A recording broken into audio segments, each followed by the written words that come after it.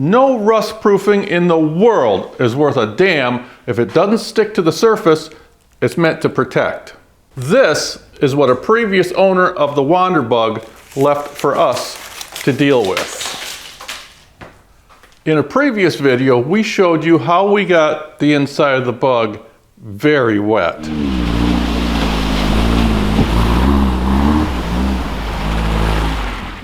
When we got home, I pulled back the rubber floor mat just to let it dry out. That's when I discovered that the rust proofing that somebody put on it before we bought it was never adhered to the floor properly, and it's been like that for a long time. This was letting water underneath with very little chance of ever drying out. It was just a matter of time, and probably a very short period of time, before the rust would have completely taken over, destroying the floor. A new floor at that. Now, I showed this to some friends of mine, and they believe that it's a product called POR-15, POR-15. Now, I am not 100% certain on that. Now, I have never used that product before, but they have with similar results. Maybe the reason that didn't work in our application was because it was applied on a new, bare, fresh metal. Or maybe there was some oil residue on the metal that they didn't bother to clean up. I don't know. Regardless, we're going to fix it.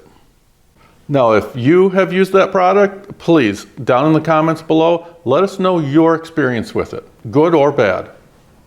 So like I said, bad thing is it didn't stick. But in our case, to remove it, the good thing is it didn't stick.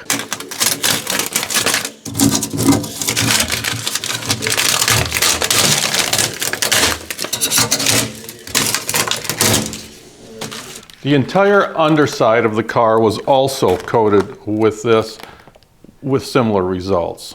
To get it off under there, I took pressure washer with this handy 90-degree bend, and this nozzle will strip the, I can't say that, we'll lose our community guidelines rating with YouTube.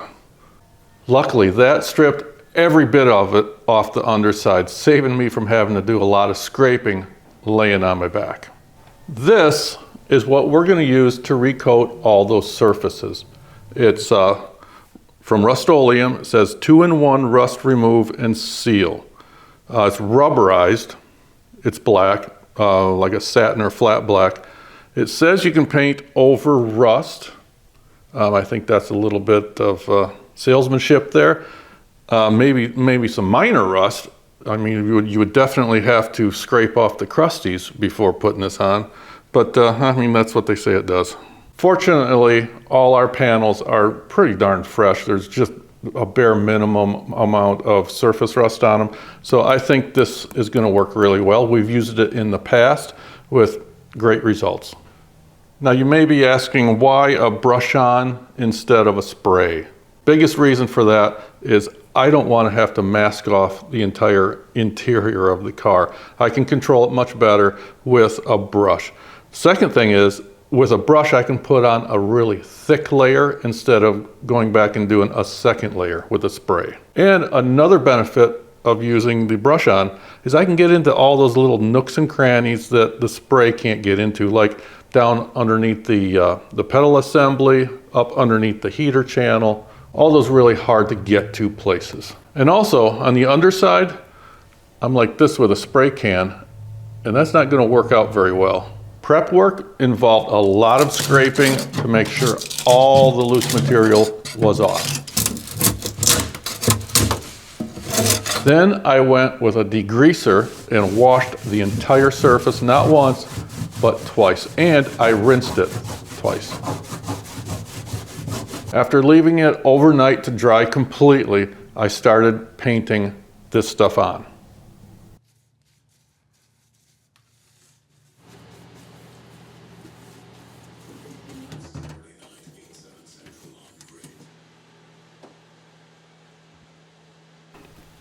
This has a really quick dry time. It says quick 1 hour dry time right on the can, so you got to believe that, right?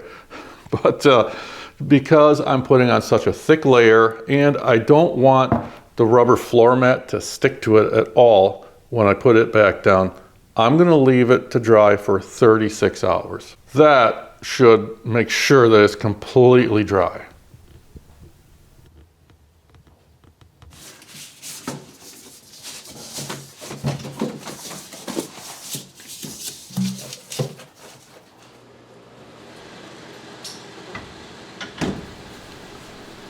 One of the downsides of using a rubberized coating like this is later on down the road, normal paint probably won't stick very well to it. But in our case, if we get any scratches or missing pieces underneath, we'll just take this and give it another coat. Now this is a pretty good rust proofing, but it will never stand up alone to the toxic salting that goes on our roads up north here. When we bought our 4Runner new back in 2017, we immediately started to protect the underside with this fluid film. Initially, we put on a really heavy, thorough coat everywhere, even inside the frame. Then after that, every year, every fall, we would take spray cans like this and give it another good coating everywhere. After 8 very salty winters, the frame on that 4Runner has no rust on it at all. And Toyotas have a huge problem with their frames rusting. This is worth every penny. The only downside on this is this never dries like a paint or a traditional undercoating. It's a lanolin-based fluid film, hence the name fluid film. So if you have to do any work under the vehicle after spraying this on, it can get a little messy. And another possible downside is, since it's lanolin based, your vehicle will smell like a sheep pen for a short brief period of time after you spray this on. So only time will tell how well this holds up. I'm pretty confident that it will though.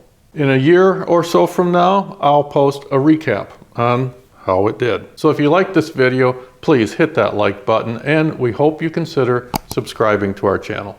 Thanks for watching.